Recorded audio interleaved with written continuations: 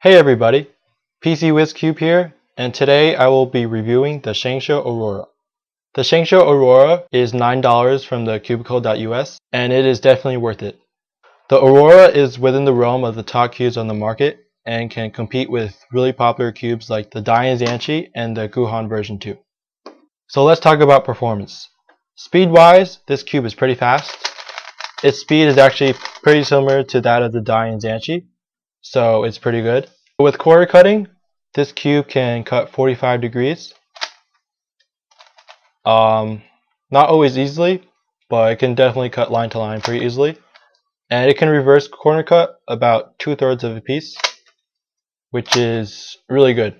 So the quarter cutting is definitely on par with the DaYan ZhanChi, and with more breaking in, it could probably get even better.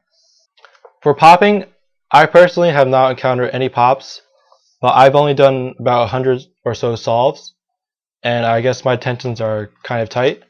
The reason this would be a concern is this cube doesn't have an anti-popping mechanism, but I think if your turning isn't too rough, this cube shouldn't pop that much, really. So for the overall feeling of this cube feels similar to that of the DaYan ZhanChi. One difference though is that the DaYan ZhanChi feels very fluid, very smooth, all around its turning. It's really fluid. It'll just there's not that much resistance. But with the Aurora, the turning has a little bit more resistance. It's still pretty smooth. If you guys are familiar with the Sheng F2, which is it's pretty smooth, but you can feel a little bit resistance.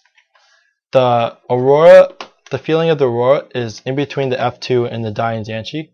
The reason why I'm talking about the feeling of the cube is because it's one of my favorite aspects of the ShengShou Aurora. Since the turning feeling is in between silky smooth and having some resistance, the ShengShou Aurora has really good control. When you do a turn, the layers don't overshoot that much, and they usually end up right next to the right at a finished turn. It doesn't overshoot, and this ensures that there's minimal lockups. I actually find that I lock up less with this cube than many of the other cubes I use. This is especially important in stages like the cross and F2L, where you want to minimize lockups and pauses as much as possible to maintain a good rhythm and look ahead. And I think if people get used to this cube, I think a lot of people will find that they'll lock up less with this cube than any other 3x3. And I think this is really great because a lot of times when I'm solving with DaYan cubes, I lock up a lot because I just overshoot or something, or I'm not paying really close attention to turning carefully. So the ShengShou Aurora, like, it really helps with those lockups. It's really nice. So for an overall rating of this cube, if I were to benchmark the DaYan ZhanChi at an A-, I would also give the ShengShou Aurora an A-.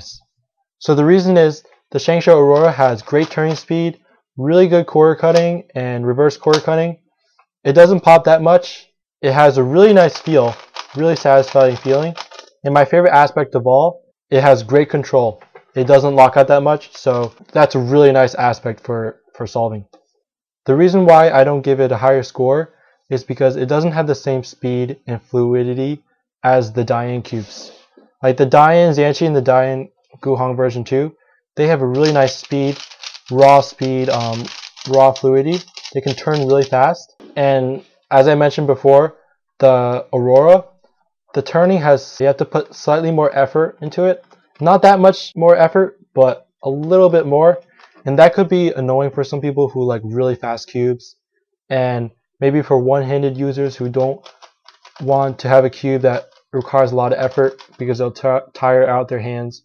Or for Ru users who like M slices, like there's more resistance in the M slices than some other cubes like the Fangxi Shuanren. Anyways, it's still a really fast cube, still a really great cube.